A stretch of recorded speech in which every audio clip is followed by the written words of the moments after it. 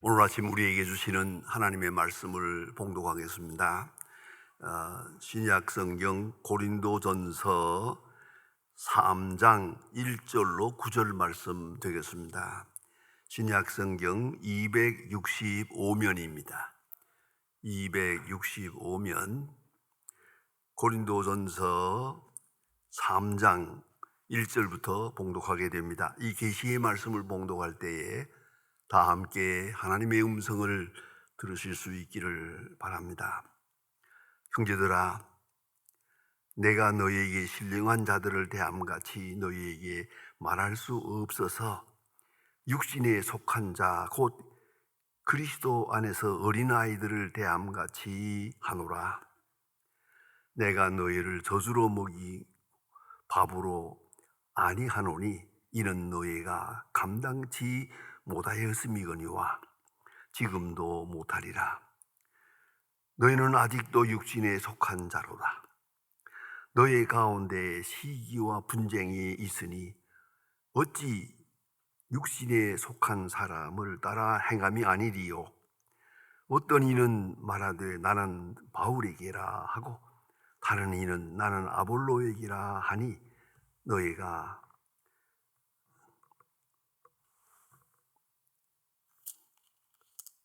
육의 사람이 아니리요.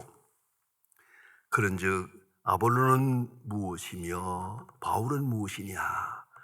그들은 주께서 각각 주신 대로 너희에게 하여금 믿게 한 사역자들이니라. 나는 심었고 아볼로는 물을 주었으되 오직 하나님께서 자라나게 하셨나니 그런즉 심는 이나 물 주는 이는 그것도 아무것도 아니로되 오직 자라나게 하시는 이는 하나님 뿐이시니라. 심는 이와 물 주는 이가 한 가지 일이나 각각 자기의 일한 대로 자기의 상을 받으리라. 우리는 하나님의 동역자들이요 너희는 하나님의 밭이요 하나님의 집이니라. 아멘. 필립 맥그로우 박사님이 쓴 Real Life라고 하는 책은 아주 여러 나라 말로 번역된 아주 유명한 저서입니다. 현대인의 생활을 번아웃, 탈진 상태로 그렇게 규정하고 있습니다. 우리 모두가 다 피곤해야 합니다. 지쳤습니다. 왜 그래야 됐을까? 그걸 생각하는 겁니다. 소위 사회적 스트레스가 우선입니다. 다시 말하면 다른 사람들이 나를 어떻게 볼까? 거기에 너무 신경을 쓰는 겁니다.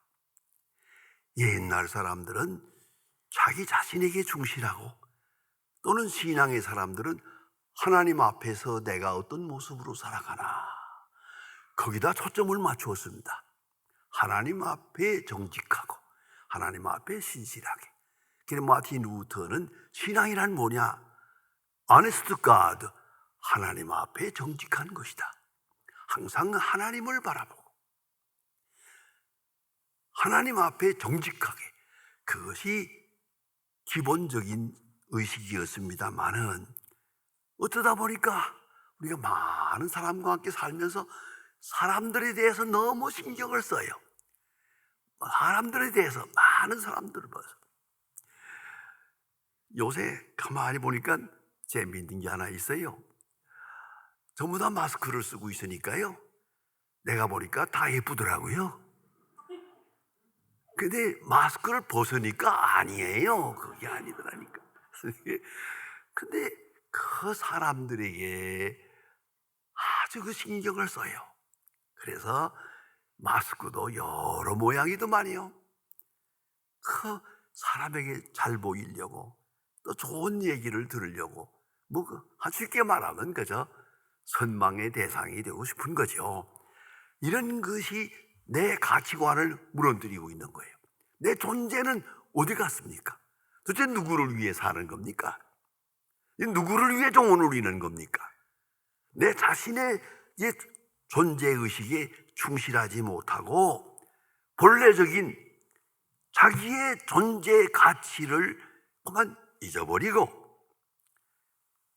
사회적 가치, 다른 사람과의 관계, 다른 사람으로부터 오는 어떤 평가, 여기에 그만 너무 많은 신경을 써서 그만 자기 자신을 잃어버리게 됐다 하는 것입니다. 또 한 가지가 에펙트 스트레스입니다. 이것은 뭐냐 하면 성과주의입니다. 사실은 일이라는 것은 목적이 중요하고 방법이 중요하고 동기가 중요합니다. 그러나 이런 것들은 다 무관하고 성과주의입니다. 결과가 어떻게 됐냐, 얼마나 벌었냐, 얼마나 업적을 세웠냐, 이 성과주의가 사람을 몹시 피곤하게 만들었습니다. 여러 면으로 보아서, 심지어는 공부도 공부 자체에 있는 게 아니고 연구하는 사람의 그 진실에 있는 게 아니라 이걸 해서 얼마나 돈을 벌까, 이 결과가 어떻게 되는 건가, 너무 이 에펙트에 대해서, 성과에 대해서 신경을 쓰다 보니까 목적을 잃어버렸어요. 도대체 누구를 위해 종을 울리는 겁니까? 뿐만 아니라 방법도 잃어버렸어요. 수단과 방법을 가리지 않아요. 결국은 그 잘못된 생활 속에 함몰되고 마는 것을 보게 됩니다. 이래서 우리는 번아웃 되게 된 것이다. 또 한 가지는 비관주의입니다. 어떤 눈으로 평가하느냐는 것입니다. 뷰 포인트가 중요합니다. 평가의 기준이 중요합니다. 여러분들, 얼마나 가졌다는 것입니까? 얼마나 얻었다는 것입니까? 내 명예가 무엇이고 내 재산이 무엇이고 이게 다 아무것도 아니라는 걸 왜 진작부터 몰랐어요? 그리고 이제 와서 인생 무상, 잘못된 거지요. 평가 기준이 잘못된 거예요. 이걸 생각해야 됩니다.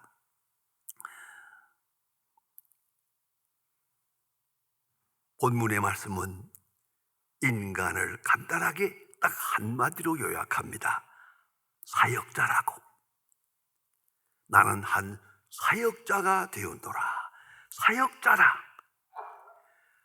사도 바울은 어머니의 태로부터 택정을 받아 이방인의 사도가 되었노라.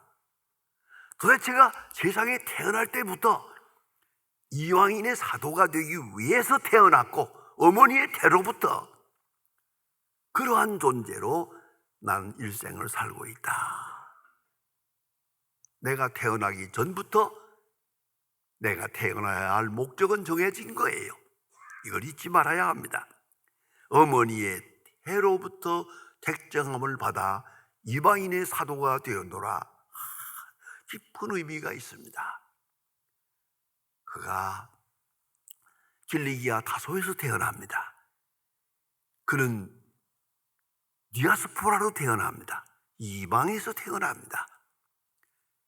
이방에 사는 디아스포라로 유대 교민으로 성장합니다. 그 때문에 바이랭귀지 바이컬처입니다. 두 가지 언어를 다 합니다. 헬라 말도 하고 히브리 말도 하고 헬라 철학에 능하고 동시에 히브리 종교에도 정통성이 있습니다. 이렇게 태어났습니다. 그 태어난 운명 자체가 선교사입니다. 그가 이방인에서 태어난 사람이 아니라면 그는 이방인의 선교사가 될 수가 없습니다. 사도 바울이 이렇게 크게 역사하고 있는데 그 뒤에 베드로가 있습니다. 베드로가 예루살렘 교회의 수장입니다만은 그는 이방 사람들에게 전도할 수가 없어요. 왜요? 헬라 말을 못하기 때문에, 헬라 문화에 익숙하지 못하기 때문에. 그런 거로 사도 바울은 길리기아 다소에 태어날 때부터 그 자체가 헌교사로 태어났고 하나님의 사람으로 부름받았다 하는 것을 스스로 깨닫고 이렇게 고백합니다. 어머니의 태로부터 택정함을 받아. 얼마나 놀라운 얘기입니까? 그리고 일생을 사는 겁니다. 그런가 하면 그는 때로 이렇게도 말합니다. 만삭되어 나지 못한 자 같은 나에게도 나타났다. 귀한 말입니다. 만삭되어 나지 못한 자, 칠삭둥이란 말이거든요. 어리벌벌하고 시원치 않다는 얘기죠. 만달되지 못하게, 만삭되어 나지 못한 자 같은 나, 그게 자기 평가입니다. 나는 이런 존재다. 어수룩하고 시원치 않고 모든 면에서 만삭되어 나지 못한 자 같은 나 같은 이런 부족한 자. 부활하신 예수님께서 나를 만나 주셨다. 거기서 자기 존재의 가치가 살아나는 것입니다. 오직 부름 속에서, 그 소명 속에서, 하나님의 선택 속에서, 특별한 선택의식 속에서 존재의식을 가집니다. 그리고 일생을 사합니다. 그가 어떤 일을 당하느냐, 그건 뭐 중요하지 않습니다. 본래부터 본질적으로 사명 속에 존재하는 자기 자신을 의식하고 있습니다. 실은 베드로 같은 사람도 갈릴리 어부가 아닙니까? 마태 같은 사람은 더구나 세관에 앉아서 세금 받던 세리가 아닙니까? 이런 시원치 않은 사람들을 예수님께서 부르십니다. 그 불렀다는 자체가 중요합니다. 부름 받았다는 자체가 중요합니다. 그 전의 날은 중요하지 않습니다. calling, giving, sending, 부르시고 주시고 보내시고 그리고 함께 하시고 아주 중요한 겁니다. 부름 받았다. 그 속에 내 존재의식이 있습니다. 그런가 하면 giving, 불러서니 부른 바를 감당할 수 있을 만한 능력을 주십니다. 하나님께서 가라 할 때 그냥 보내는 거 아닙니다. 모세 보고 가라 할 때 그 모세에게 필요한 능력도 함께 주신 것입니다. 내 지팡이와 내가 함께 할 테니 지팡이 하나 들고 가라. 그리고 내 말만 들으라. 이게 주님의 말씀입니다. 주께서 택하시고 주께서 보내실 때 공수로 보내는 거 아닙니다. 빈손으로 보내는 거 아니에요. 이제는 부름에 응답하기만 하면 이에 따라 모든 능력이 주어집니다. 능력이 주어진다는 걸 잊지 말아야 합니다. calling, giving, 그 다음에 sending, 보내십니다. 그럼 보낼 때 혼자 가나요? 내가 너와 함께 하느니라. 내가 너희와 함께 하느니라. 가라, 함께 하느니라. 이게 얼마나 놀라운 말씀입니까? 이게 주님의 역사가 그 속에 있는 거예요. 이 속에서 내가 누구냐를 알아야 합니다. 부름 받았지요? 능력을 받았지요? 보냄을 받았지요? 주님이 나와 함께 하지요? 이게 사역자입니다. 그 속에서 내가 어떤 존재라는 것을 깨닫게 됩니다. 사역자. 근데 오늘 본문에는 사도 바울이 사역자를 설명하는데 아주 신비로운 비유를 들어서 우리에게 말해주고 있습니다.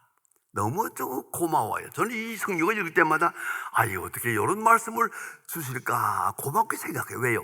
농부의식을 말했거든요. 농부의식이에요. 농사하는 사람을 보세요. 농사하는 사람에게 중요한 것은 밭입니다. 밭입니까? 일기죠. 비가 와야지요. 바람이 불어야지요. 우선 풍조해야 농사되는 거 아닙니까? 그러나 밭도 중요하고 다 중요하지만 제일 중요한 게 뭡니까? 종자예요. 종자가 좋아야 돼요. 요새는 더구나 이 종자에 대한 연구가 많아서 뭐 여러 가지로 인간들이 재주가 많아서 좋은 과일을 많이 만듭니다만은 종자가 좋아야 됩니다. 그 종자, 그 생명력, 그 하나님의 것입니다. 그건 하나님의 것입니다. 그런가 하면 이제 사역자가 필요합니다. 그 종자를 땅에다가 씨를 뿌리는 거 우리가 해야 됩니다. 물을 주는 거 우리가 해야 됩니다. 가꾸는 거 우리가 해야 됩니다. 마지막에 거두는 거, 그것도 우리가 해야 됩니다. 네, 종자라는 그 귀한 생명력, 그 복음의 씨앗을 나가 뿌려야 됩니다. 가꾸어야 됩니다. 그 다음에 거두어야 됩니다. 그런데 이걸 알아야 됩니다. 종자를 주시고 그 종자가 자라서 열매를 맺도록, 과실을 맺도록까지 역사하는 모든 일을 하시는데, 자, 이 사역자가 필요합니다. 여기 종자가 있어요. 씨를 뿌리는 수고, 가꾸는 수고, 물 주는 수고, 마지막에 거두는 수고, 여러 사람이 해야 됩니다. 이걸 한 사람이 하는 게 아니더라고요. 이거 농사꾼들은 한 사람이 많이 합니다만은, 그러나 예수님께서도 말씀하셨어요. 심는 자와 거두는 자가 다르다. 복음을 전해서 심는 자가 다르고 거두는 자가 다르다. 그렇습니다. 제가 아는 어느 목사님 한 분, 원로 목사님 계시는데 그분은 늘 자랑을 해요. 내가 100교회를 세웠다. 100교회를 세웠다. 늘 그렇게 자랑을 해요. 그리고 요새 말한 대로 위임 목사라는 게 있잖아요. 옛날에는 위임식이 없었어요. 그러나 특별히 이분은 그래요. 난 위임식을 해본 일이 없어. 한 교회에 3년 이상 있은 일이 없거든. 왜요? 교회를 세우기 위해서. 새 교회를 세우기 위해서. 여기서 세우고 또 다른 교회 세우고 또 다른 세우고 이렇게만 하니까 이 사람은 씨를 뿌리는 사람이에요. 돌아다니면서 씨를 뿌리기만 하고 그 뒤는 다른 사람이 가꾸는 거예요. 다른 사람이 거두는 거예요. 보세요. 뿌리는 자와 거두는 자가 다른 거예요. 요새는 우리가 한 교회에서 몇 년 있었다 그러지 않습니까? 뭐 20년도 있고 30년도 있었다 이렇게 자랑하기도 하고 또 권위가 되기도 합니다만은 옛날 목회하는 분들은 한 교회에 3년 이상이신 일이 없어요. 열심히 다니면서 다 뿌리고 다른 사람이 거두는 거예요. 이걸 잊지 말아야 합니다. 그래서 마이 파트가 무엇인지를 알아야 돼요. 심는 자, 거두는 자. 그래서 우리가 전도라는 것이 있고 교육이라는 게 있고 양육이 있어요. 전도해서 복음을 받아들이도록 역사하는 것 중요한 일이에요. 그런가 하면 그걸 양육해야죠. 키워야죠. 마지막엔 거두어야죠. 거두는 게 뭐예요? 장례식이에요. 거기까지 우리가 역할이 다릅니다. 다른 기능을 가지고 있어요. 어떤 사람은 씨를 뿌려요. 어떤 사람은 물을 줘요. 어떤 사람은 김을 매요. 어떤 사람은 가꾸어요. 정성껏 가꾸어요. 그런가 하면 어떤 사람은 추수해요. 추수하는 사람이 최고로 행복하겠지만은 추수자는 잊어서는 안 돼요. 제 뿌리는 자가 있다는 걸 잊어서는 안 돼요. 그동안에 가꾸어서 수고했다는 것을 잊어서는 안 되죠. 모든 사람이 각각 자기 기능을 위해서 일하는데 여기에 중요한 게 있습니다. 각각 주신 은사가 다릅니다. 우리 모두에게 은사가 있습니다. 모두에게 잊지 말아야 합니다. 제가 소망교회에 있을 때 가끔 친교실을 가볼 때가 있어요. 우리 권사님 중에 보니까 헌신적으로 그 부엌에서 일하는 거 어느 때가 봐도 참 정성껏 일하는 걸 보아요. 그래서 제가 만날 때마다 아니 권사님 그 집에서도 일하는 게 많을 텐데 부엌에서 그렇게 일을 많이 하셔서 참 미안하고 죄송하고 고맙습니다 하면 대답이 뭔가 하세요? 나는 이거밖에 못하니까요. 나는 이거, 나는 설거지 잘하는, 나는 부엉이 하는 거, 이걸로 교회를 섬깁니다. 내가 누구를 가르칠 수도 없고 내가 누구를 신방할 수도 못합니다.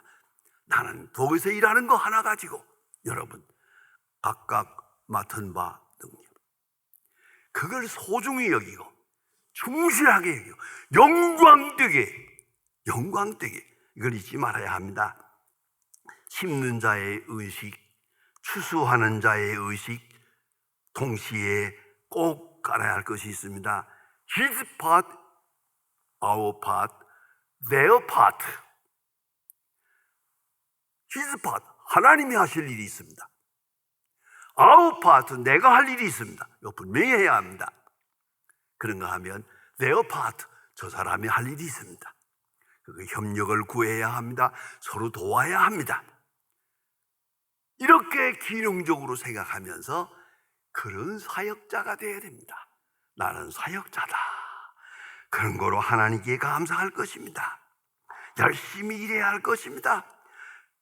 함께 일해야 할 것입니다. 협력해야 할 것입니다. 이런 얘기가 있습니다. 여러분 건강 때문에 여러분들 많이 애씁니다만은 건강의 비결이 뭐냐고요? 많은 목사님들이 제게 물어봐요. 목사님 90이 될 때까지 설교하시는데 그 건강 비결이 뭡니까? 물어봐요. 내가 어떻게 대답합니까? 그거를. 하지만은 대답이 있습니다. 딱 한마디. 모든 일을 감사한 마음으로 하라고, 즐거운 마음으로 하라고.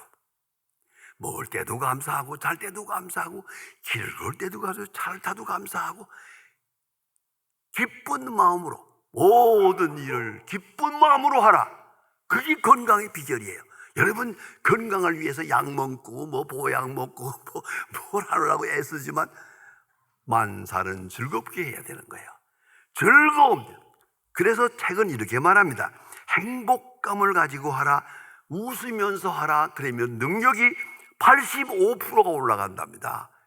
기쁜 마음으로 하면은 능력이 85% 증가됩니다. 그런데 여기에 그 다음 말이 있습니다. 깨달음이라는 게 있어요. 깨달음은 웃음보다도 4배의 엔돌핀이 나온답니다. 내가 좋은 일에 웃기도 하고 감사하기도 합니다만은 깨달아요. 이것이 축복이다. 이것이 은혜다. 하나님이 나와 함께 하신다. 하나님이 나를 사랑하신다. 하나님 앞에 나는 소중한 존재다. 깨닫는 순간, 그 깨달음이 올 때 웃는 것보다도 4배나 엔돌핀이 확 올라간다는 거예요. 그러면 웬만한 병은 다 이길 수가 있는 거예요. 이 병을 병원에 가서 고치는 건 옛날 얘기입니다.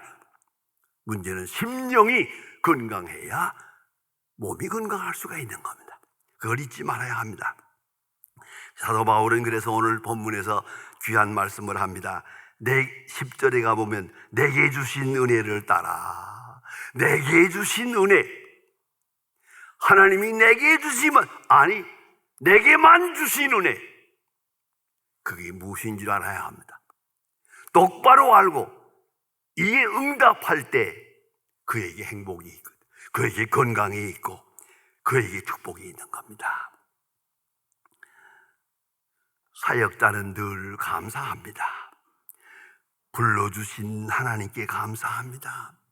나와 함께 하신 하나님께 감사하고 그 속에서 존재의식을 스스로 만족해야 합니다. 그리고 오늘 성경 한 절 우리 마음속에 깊이 다가옵니다. 저들은 다 자기 상을 받았느니라. 자기 상을 받았느니라. 자기 상을 받게 될 것입니다. 여러분이 어떤 마음으로 사역했는지, 어떤 마음으로 하나님 앞에 살아왔는지를, 어느 마음 하나님 앞에 사역자로 살았는지를 평가해서 자기 상을 받게 될 것입니다. 그걸 잊지 말아야 합니다. 이 사역자의 상을 바라보는 사람은 언제나 행복합니다. 행복에 넘치고 감사와 찬송으로 일관합니다. 사역자, 나는 하나님의 사역자다. 하나님의 손에 들려 쓰여지는 존재다. 그 의식으로 새롭게 출발할 수 있기를 바랍니다. 기도하십시다.